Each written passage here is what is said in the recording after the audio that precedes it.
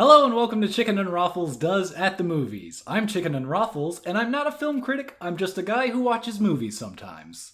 This is the first in a three-part series I'm calling The Coen Others, where I highlight some of the lesser-known works of our only living filmmakers, Joel and Ethan. A truly insane Wikipedia page about cocaine, haunted light fixtures, and studio interference give a glimpse into a production that could have destroyed the careers of three budding filmmakers and a very handsome Bruce, and I still love it. Crimewave, written by the Coens and Sam Raimi, who also directs, is mostly about Vic Ajax, a proto-incel turned regular justice warrior and his quest for love, and his other quest to not be executed by the state. Victor starts his adventure in media res at the Hudsucker Reference Penitentiary. He tries desperately to tell his side of the story to two prison guards and not to the audience, which takes us to two flashbacks that set up the main conflict, and then a longer flashback that makes up pretty much the rest of the movie.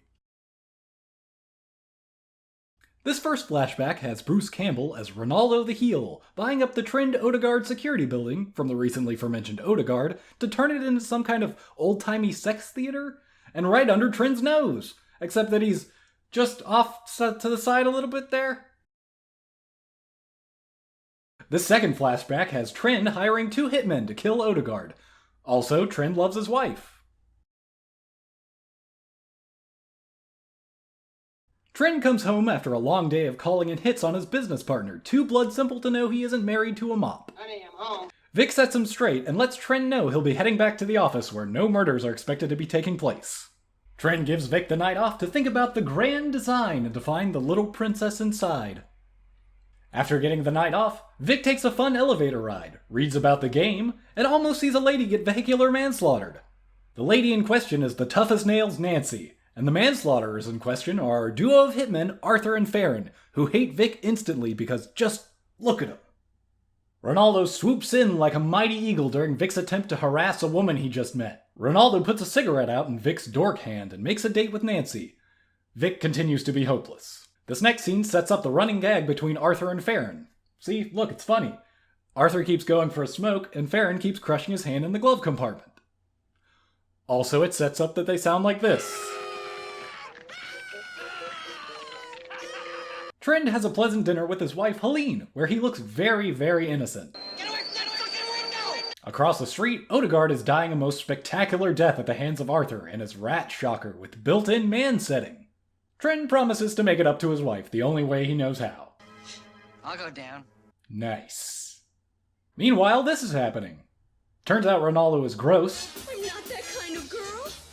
Well, with a little practice, you could learn to be. Cheap. Ooh, $76. And possibly possesses some sort of superhuman strength. Vic continues to be hopeless. Meanwhile, again, Trend does his best Final Fantasy X impression.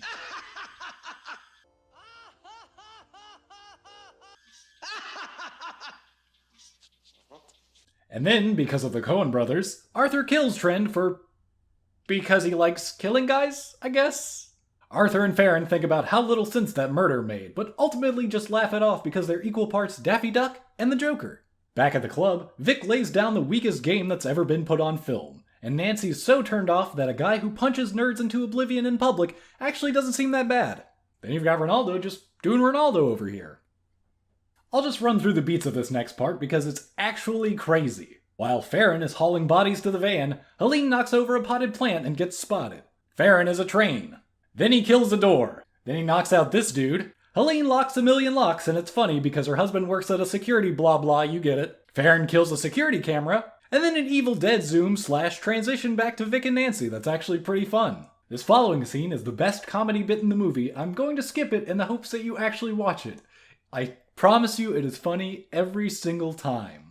Back in the apartment, Farron uses his Hulk strength to literally pull the rug from under Helene, in a practical effect that I'm pretty sure some music video stole at some point.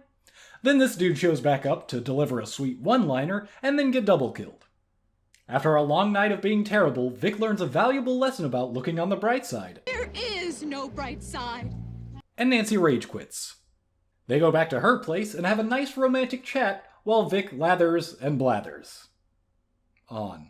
Helene, the actual hero of the movie, gets the best chase scene in any movie and actually gets away. Vic takes another blow to the head. After getting picked last for another dodgeball game, Vic decides to stop being the worst. An old man gives him a car for actual no reason, and some higher force in the universe gives him a baseball bat, the weapon of choice for justice doers worldwide. There's an amazing, if not long, and kind of cheesy chase sequence wherein Arthur reveals his rat phaser has a hero's setting, and Vic reveals he's good at hitting stuff and being tricked. Arthur gets killed by an overpass, and 2 crashed cars later, the chase is over.